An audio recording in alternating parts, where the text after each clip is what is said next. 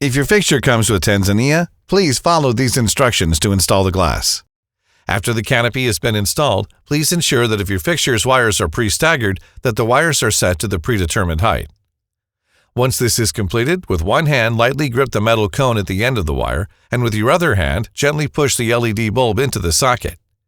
Next, start to attach each of the two widest of 4 glass panels to the socket holder using the provided screws. These are considered as the front and back pieces. After the first 2 pieces are attached, move on to the other thinner pieces. Ensure that all the panels are properly balanced on the socket holder. It is very important that you do not over-tighten the screws, which can lead to the glass cracking. To remove the glass for cleaning or to change the light bulb, simply reverse the steps.